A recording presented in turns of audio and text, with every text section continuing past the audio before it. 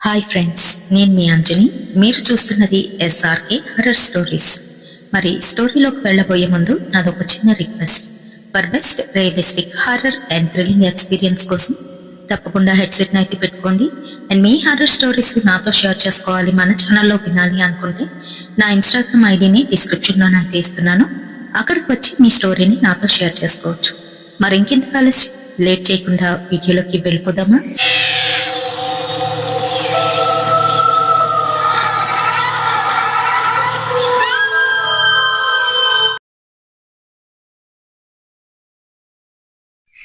రాత్రి 10 అయితే అవుతుంది. ఆ టైంలోని కొత్తగా పెళ్ళైన అనన్య ఇంకా రఘువీర్ ఇద్దరు కూడాను బైక్ మీద ఫర్కాబాద్ నుంచి జైపూర్ అయితే వెళ్తున్నారు. కన్నూజ్ అనే గ్రామం దగ్గరికి వచ్చేసరికి బైక్ ఎత్తుకు రిపేర్ వచ్చింది.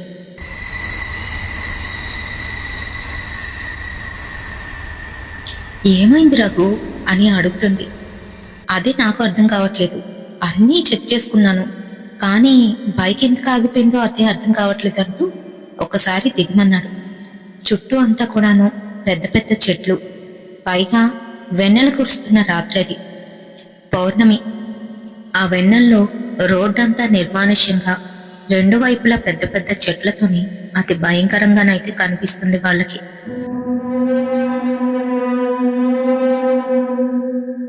ఎందుకు అనంటే ఆ రోడ్డు అంతటికి కేవలం అనన్య రఘు మాత్రమే ఉన్నారు.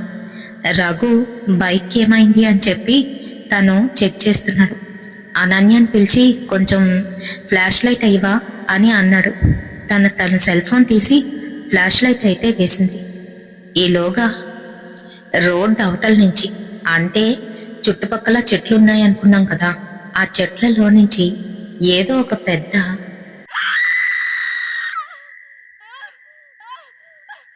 అరుపు అయితే వినిపించింది.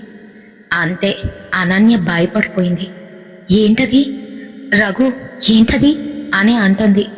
కంగారు పడుకు, ఇది అడవి ప్రదేశం కదా, అలానే ఉంటుంది. ఇక్కడ చిన్న చిన్న ఊర్లు ఉన్నప్పటికీ నైట్ టైంలో అంతే. ఇదిగో ఇది బాగైపోతే వెళ్ళిపోదామని అంటున్నాడు. తనకు అలా చెప్తున్నాడు కానీ రఘు మనసులో కూడాను ఏదో తెలియని భయం అయితే కలుగుతుంది. మొత్తానికి ఎలాగైతేనే బైక్ అయితే స్టార్ట్ అయిపోయింది. ఇంకా బైక్ ఎక్కి వాళ్ళిద్దరూ కొంచెం దూరం వెళ్ళారో లేదో, అక్కడ ఒక పాత బస్సు అయితే కనిపిస్తుంది పక్కన.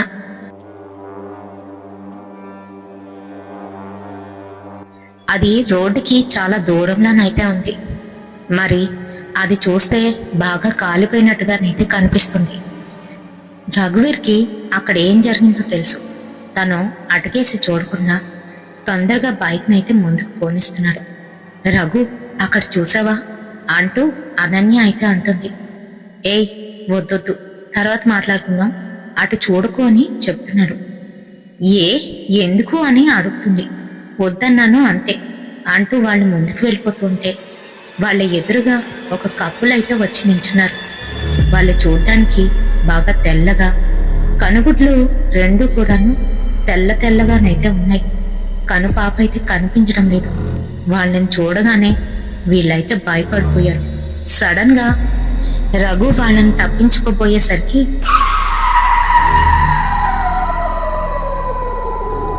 వాళ్ళిద్దరు కూడా నవ్వుతూ అక్కడి నుంచి అయితే పైకి ఎగిరిపోతున్నారు. మరో పక్క ఆ బస్సులోని చాలా మంది ఆర్తనాదాలు అయితే వినపడుతున్నాయి. అంతేకాదు, వాళ్ళందరూ కూడాను కాలిపోతున్నారు సజీవంగా. వాళ్ళు కాలిపోతూ వాళ్ళ చర్మంలో నుంచి ముద్దలు రాలుతూ ఉంటే అది చూస్తున్న వాళ్ళిద్దరూ కూడా అత్యంత భయానికైతే గురి అయ్యారు. మరి ఎలగొకలాగా తన బండిని తన అదుపులోకి తీసుకొచ్చి ముందుకు వెళ్ళేసరికి మళ్ళీ అదే ఇద్దరు కపుల్స్ ఆ బైక్కి అడ్డం రావడంతో బైక్ స్కిడ్ అయ్యి ఇద్దరునైతే అక్కడే స్పాట్ డెడ్ అయిపోయారు. మరి అసలు బైక్ స్కిడ్ అవ్వడం వల్ల ఎంతైనా కూడా గాయాలు తగులుతాయి కానీ స్పాట్ డెడ్ అయితే అవరు. కానీ విచిత్రం వింత, అక్కడ ఏం జరిగిందో ఎవ్వరికీ తెలియదు. అలా రాత్రంతా కూడాను వారు అక్కడే శవాల్లా పడి ఉన్నారు. మరి పోలీసుల కథనం ప్రకారం వాళ్ళు బైక్ మీద నుంచి స్కిడ్ అయిన తర్వాత కాళ్ళకి చేతులకి విపరీతమైన గాయాలు తగలడం, ఇంకా అలాగే వాళ్ళ తలకి గాయాలు అవ్వడంతోనే వాళ్ళ బ్రెయిన్లోని బ్లడ్ క్లాట్ అయ్యి చనిపోయి ఉంటారు అని నిర్ధారించి అక్కడి నుంచి వాళ్ళిద్దరిని అయితే తీసుకుపోయారు మర్నాడు. అయితే మరి ఇలానే అక్కడ ఎక్కువగా యాక్సిడెంట్లు అవుతాయని జాగ్రత్తలు చెప్తున్నారు పోలీసులు. అలా వాళ్ళకి యాక్సిడెంట్ అయిన తర్వాత 15 రోజులు అయితే కావచ్చాయి. ఆ రోజు అమావాస్య.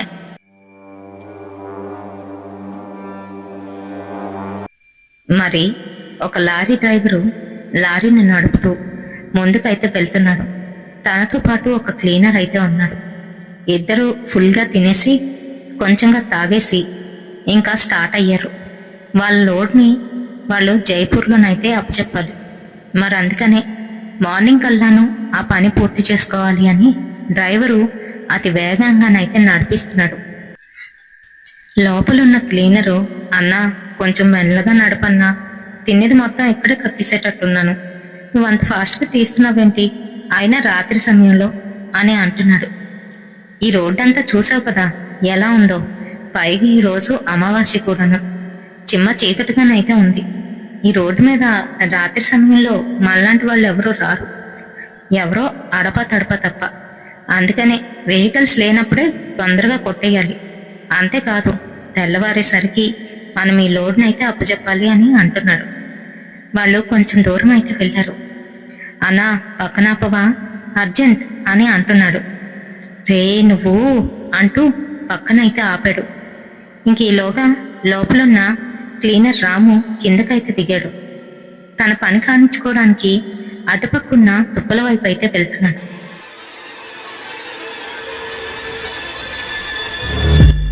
తను ఎప్పుడైతే అక్కడికి వెళ్ళాడో అక్కడ ఒక అమ్మాయి తనకి ఆపోజిట్ వైపు కూర్చొని జుత్తంతా వెరపూసుకొని అయితే కనిపించింది.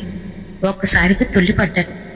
ఈ రాత్రి సమయంలో ఇక్కడ ఈ అమ్మాయి ఎవరు అని భయపడుతూనే కొంచెం దూరం వెళ్ళి అక్కడ తన పని అయితే కానిచ్చుకున్నాడు. తను అలా కానిస్తున్నాడు కానీ తన కళ్ళు రెండు కూడాను ఆ అమ్మాయి వైపే అయితే ఉన్నాయి. ఎవరా అమ్మాయి, ఎందుకు ఇక్కడుంది, ఏమైనా సహాయం చేద్దామా అని అనుకుంటున్నాడు. ఈలోగా తన పని కానిచ్చుకొని వెనక్కి తిరిగేసరికి అక్కడ కూర్చున్న అమ్మాయి ఇప్పుడు తిన ముందుకొచ్చి నించుంది. చూడ్డానికి అతి భయంకరంగా, కళ్ళు రెండు కూడాను పూర్తిగా కాలిపోయాయి, నల్లగానైతే కనిపిస్తున్నాయి. జుత్తంతా కూడాను కాలిపోయి మండుతున్నట్టుగానైతే ఉంది. తన ముందుకు వచ్చి గట్టిగా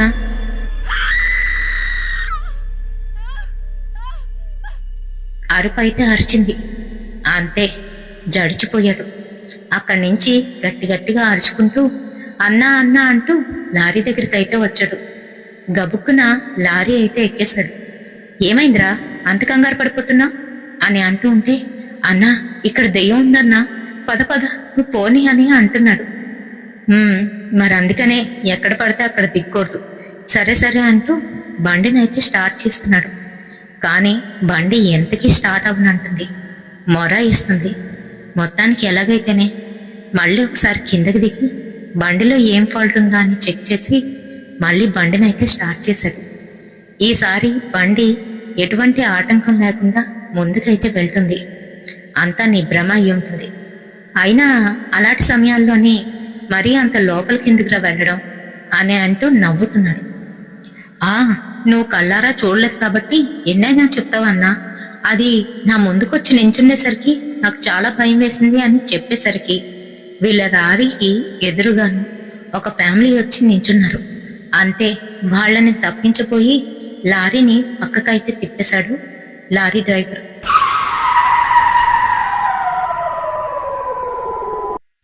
లారీ తన గ్రిప్ తప్పి పక్కకైతే వెళ్ళిపోతుంది. ఈలోగా క్లీనర్ రాము లోపల నుంచి బయటకైతే గెంతేశాడు. పాపం లారీ డ్రైవరు అతి వేగంగా వెళ్ళి ఒక చెట్టునైతే గుద్దుకున్నాడు. అంతే, అక్కడే స్పాట్ డెడ్ అయితే అయిపోయాడు. తెల్లవారి వరకు తన ఓనర్ కోసం కాపలా కాసి పోలీసులు వచ్చిన తర్వాత జరిగిన విషయం మొత్తం చెప్పి, ఆ ఫ్యామిలీ ఎవరో తెలీదు, ఇక్కడొచ్చి నించున్నారు, వాళ్ళని తప్పించిపోయి మా మా అన్నయ్య ఇలా అయిపోయాడు అని రాము అయితే అంటున్నాడు. ఆ మాటలు విన్న పోలీసులు అంతా రికార్డ్ చేసుకొని ఏదో భ్రమపడి ఉంటాడు. పైగా తాగి కూడా ఉన్నాడు కదా, అందుకనే ఇలా అయ్యింది అని అనుకుంటున్నారు. అయితే మరి వారం రోజులు గడిచాయి. ఈలోగా పరీక్షలు అయిపోయాయని చెప్పి లాంగ్ డ్రైవ్ కోసం ఇంకా సైట్ సీయింగ్ కోసం ఫర్కాబాద్ నుంచి జైపూర్ అయితే వెళ్తున్నారు. వాళ్ళది ప్రాపర్ యూపీ. ఆ ముగ్గురు కూడాను బెస్ట్ ఫ్రెండ్స్. మరి ఆ నైట్ టైం జర్నీ చేస్తే వాళ్ళకి ఎవరూ అడ్డుకోరని, పైగా వాళ్ళ ముగ్గురు ఒకే బండి మీద వెళ్ళిపోవచ్చని వాళ్ళ ప్లాను. అందుకనే అంత రాత్రి సమయంలోనే అలానే ఆ రోడ్ అంట అయితే వెళ్తున్నారు. కరెక్ట్గా కన్నౌజ్ దగ్గరికి అయితే వచ్చేసారు. మరి ఆ సిటీ దగ్గరికి రాగానే ఎందుకనో అక్కడ సడన్ గా టెంపరేచర్ అంతా కూడా పడిపోయినట్టుగానైతే అనిపించింది.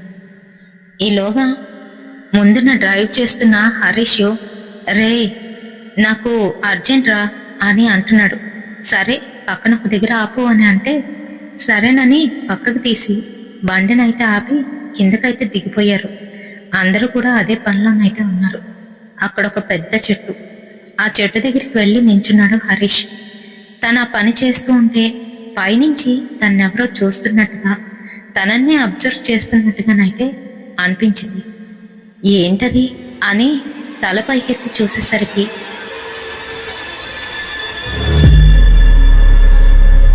అలానే నిర్ఘాంతపోయి బొమ్మలాగైతే ఉండిపోయాడు హరీష్. అక్కడొక తల మొత్తం కాలిపోయిన వ్యక్తి తినకాసి చూస్తూ అతి కోపంగా ఎర్రటి కళ్ళతోని గబాలున తన మీదకైతే ఉరికాడు. అంతే, హరీష్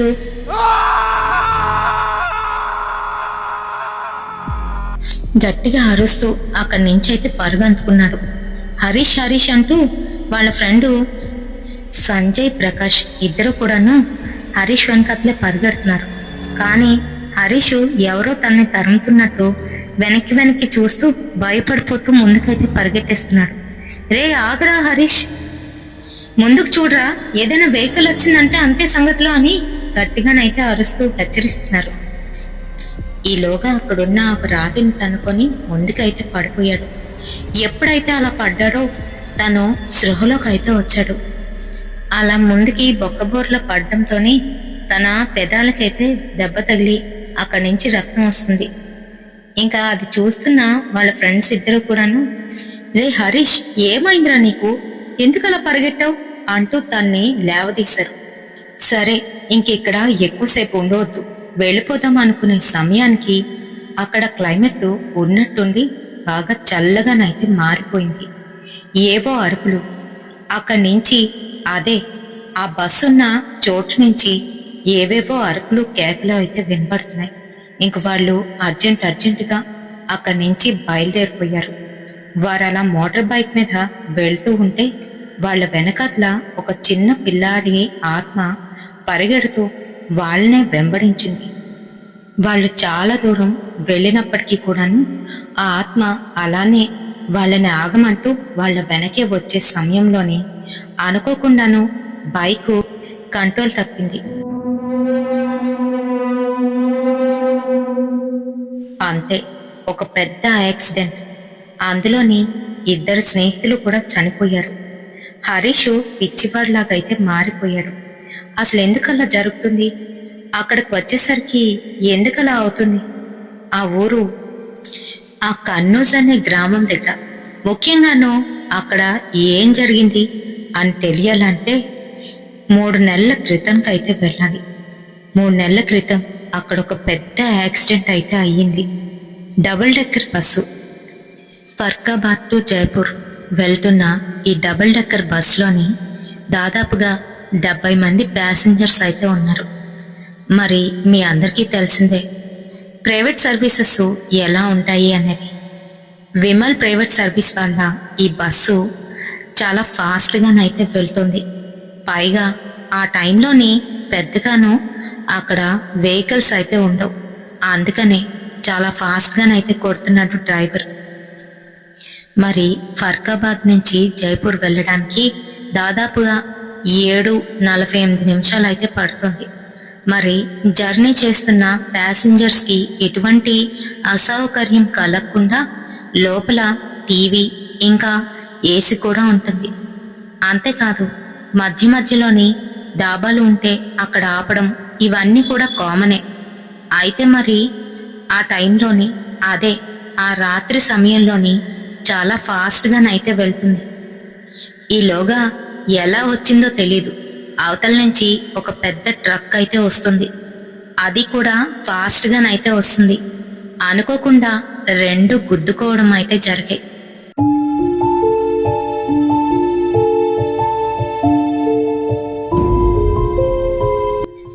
ఎలా అంటుకుంది ఫ్యూయల్ ట్యాంక్ కి ఫైర్. అంతే, బస్సు ఒక్కసారిగా బగ్గుమంది.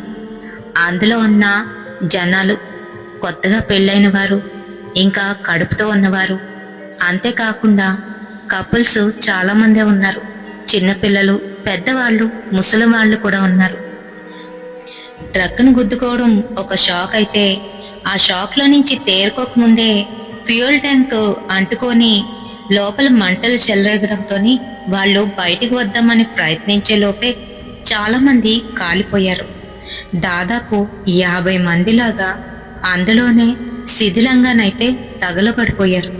కొంతమంది అయితే ఏదో రకంగా బయటికి వచ్చి ప్రాణాలు కాపాడుకుందామని అనుకున్నవారు కిటికీల్లో నుంచి కూడాను బయటికి రావడానికి ప్రయత్నిస్తున్నారు.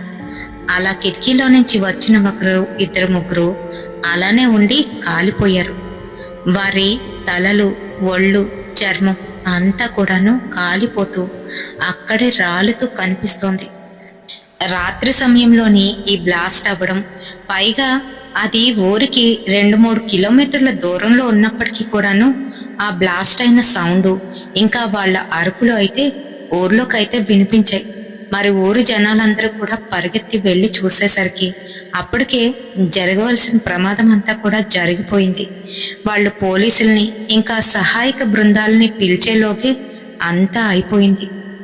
అంత డబుల్ డెక్కర్ బస్సులోని కేవలం 2 మాత్రమే సేఫ్గా ఎటువంటి దెబ్బలు తగలకుండా ఉన్నారు. మిగతా వాళ్ళందరికి కూడాను దెబ్బలు తగిలి కొంతమంది హాస్పిటల్లో ఉంటే, మరి కొంతమంది హాస్పిటల్కి తరలించే లోపే మరణించారు. మరికొంతమంది అక్కడే సజీవ దహనం అయితే అయిపోయారు. అసలు ఎంతమంది చనిపోయారో లోపల అనేది కూడా అప్పటికి పోలీసులు కూడా నిర్ధారించలేకపోయారు. అంతేకాదు, ఎవరు బాడీని ఎవరికి అప్పచెప్పాలి, డిఎన్ఏ పరీక్షలు చేసినప్పటికీ కూడాను అంతా కలిసిపోయి నొజ్జు అయిపోయింది. మరి అంత ప్రమాదం జరిగినప్పటి నుంచి అక్కడ ఏదో ఒక యాక్సిడెంట్, రాత్రి అయితే చాలు అక్కడ అరుపులు, కేకలు వినిపించడం. ముఖ్యంగా నెల అయ్యేసరికి మళ్ళీ అదే రోజున యాక్సిడెంట్ అవ్వడం. అంతేకాదు, అప్పటి నుంచి అక్కడ ఎవరు ఆ సమయంలో, రాత్రి సమయంలో వెళ్ళినా ఎవరో ఒకరు వాళ్ళని లిఫ్ట్ అడుగుతున్నట్టుగా, లేదు అనంటే వెహికల్కి ముందు వెళ్ళి అడ్డం ఉండి వారిని ఆపుతున్నట్టుగా చేసి వాళ్ళు కూడా యాక్సిడెంట్కి గురైనట్టుగానైతే చేస్తున్నారు. రాత్రి 12 అయితే అవుతుంది. ఆ రోజు బాగా లేట్ అయిపోయింది. మరొక బస్ ట్రావెలర్ కొంతమంది ప్యాసింజర్స్ని పెట్టుకొని ఆ దారంట అయితే వెళ్తున్నారు. అది చలికాలం, బాగా చల్లగానైతే అనిపిస్తుంది. ఈలోగా కరెక్ట్గా ఆ ఏరియా దగ్గరికి వచ్చేసరికి ఎందుకనో బస్ టైర్ అయితే పంచర్ అయిపోయింది.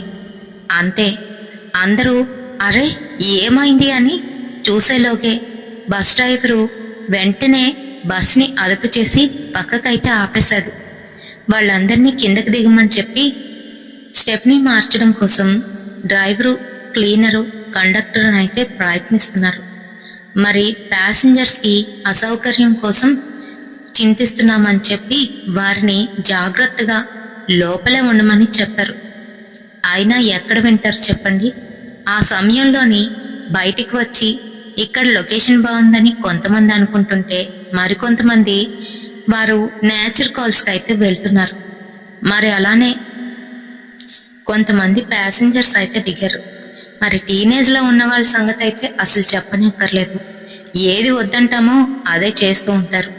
బస్ డ్రైవరు అది చూసి వెంటనే వాళ్ళకైతే చెప్తున్నాడు, ఇదిగో పిల్లలు, మీరు కిందకెందుకు దిగారు, వద్దని చెప్తున్నానుగా, ఈ రాత్రి సమయంలో ఇక్కడ తిరగడం మంచిది కాదు లోపలికి వెళ్ళి కూర్చోండి అని అంటూ ఉంటే వాళ్ళ నలుగురు మటుకు లేదు సార్, సరదాగా వచ్చాం కదా, ఎలాగో ఇక్కడ ఆపారు కాబట్టి కాస్త అంతా చూస్తున్నాం అని అంటున్నారు.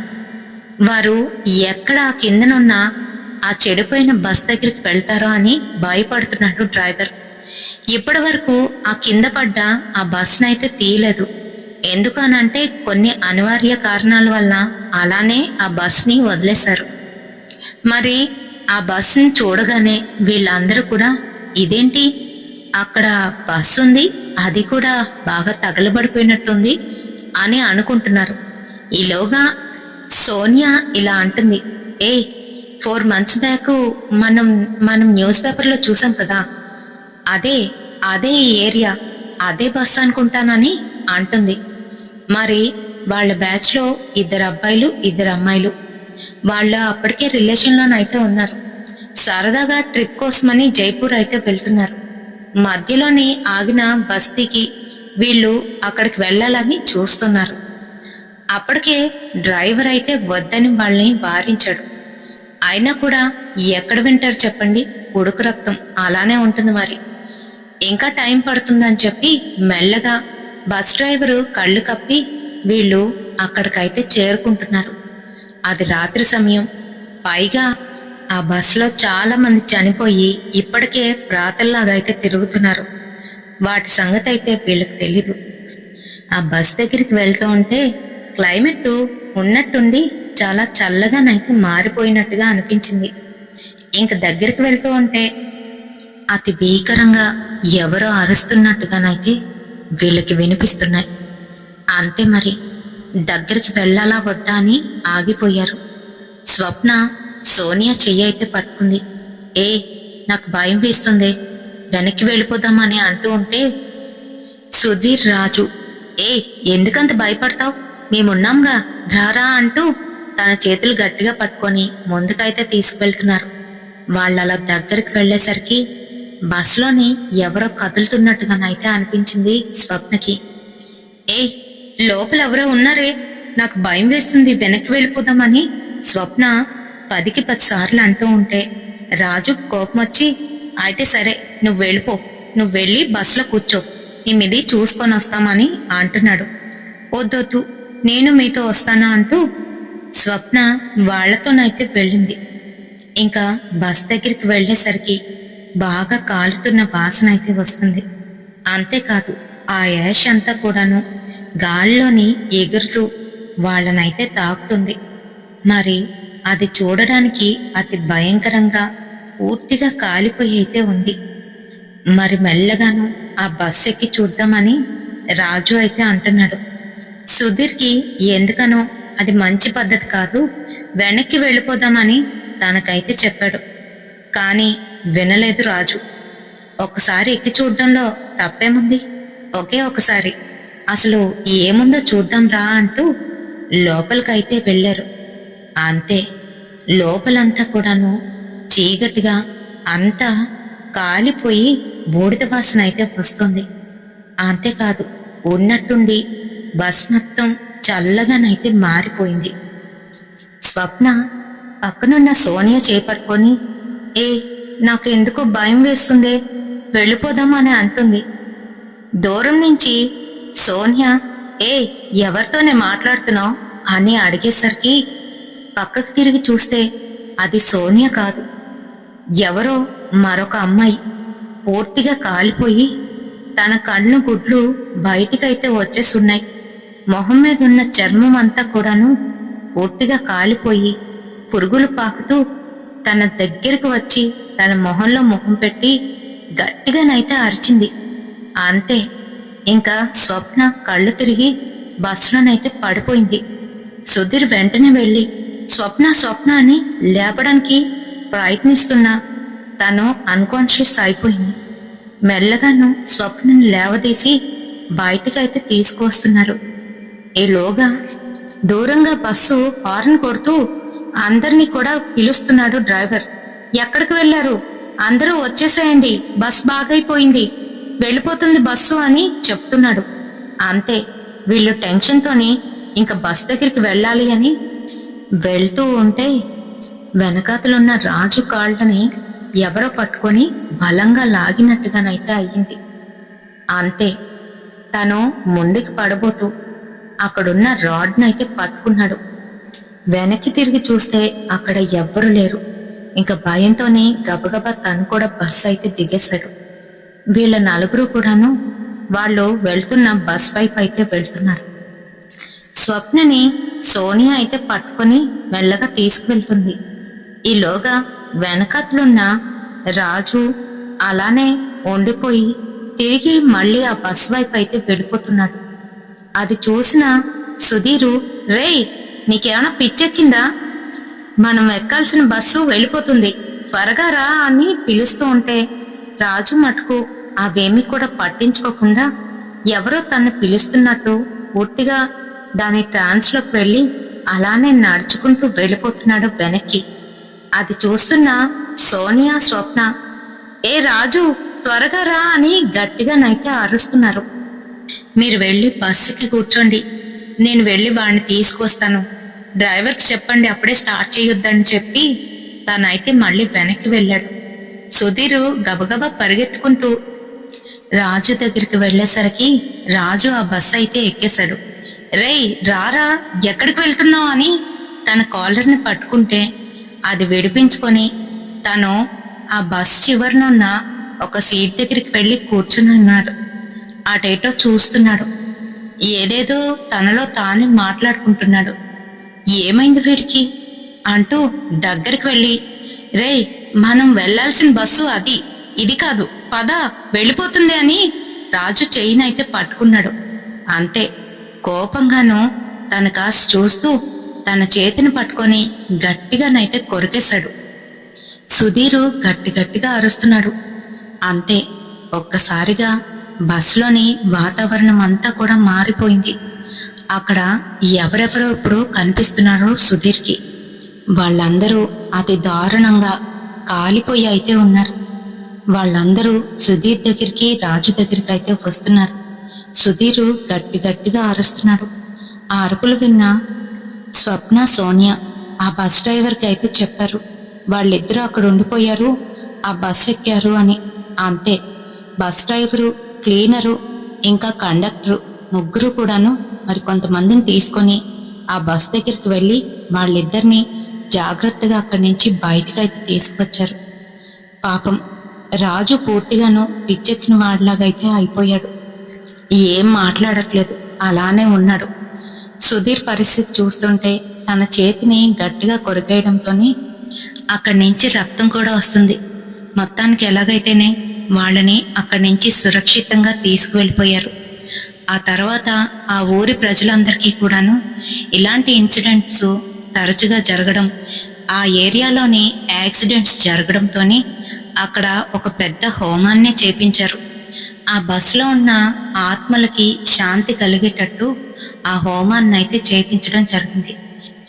ఎంత హోమం జరిపించినా ఇప్పటికీ కూడాను అక్కడ అడపతడప యాక్సిడెంట్లు అవుతూనే ఉంటాయని, అది ఎందుకనో శాపగ్రస్తమైన వేగా అయితే మారిపోయిందని, రాత్రి సమయాల్లోని ఎట్టి పరిస్థితుల్లోని ఆ వేలో నుంచి అయితే ఎవరు వెళ్ళరు, రారు. దానికి గల కారణం ఇదే.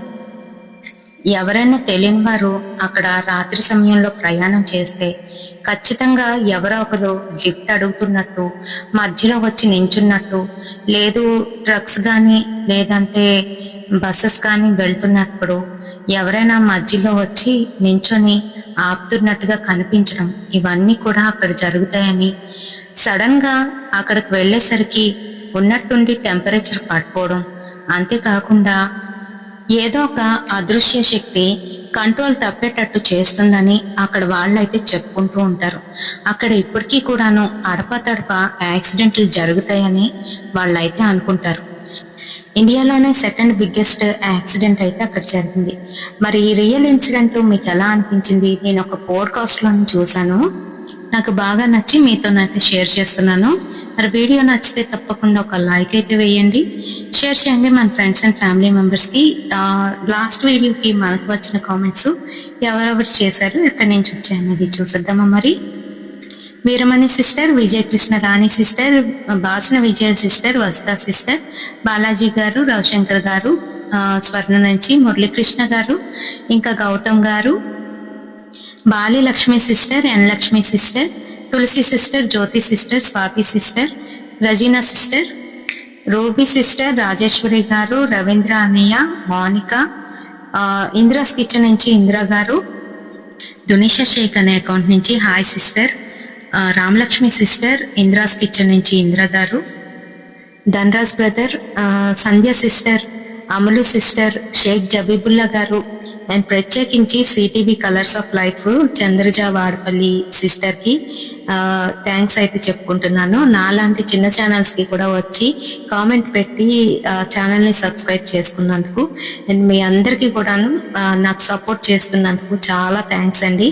ఇంకా ఎవరినైనా పేర్లు మిస్ అయ్యి ఉంటే నెక్స్ట్ వీడియోలోని మీ పేరు ఖచ్చితంగా తీస్తాను. కామెంట్ సెక్షన్ లో కామెంట్ అయితే చెయ్యండి. రేపటి సరికొత్త హర్రర్ ఇన్సిడెంట్ తోని మళ్ళీ మీ ముందుకైతే వచ్చేస్తాను. Until then by.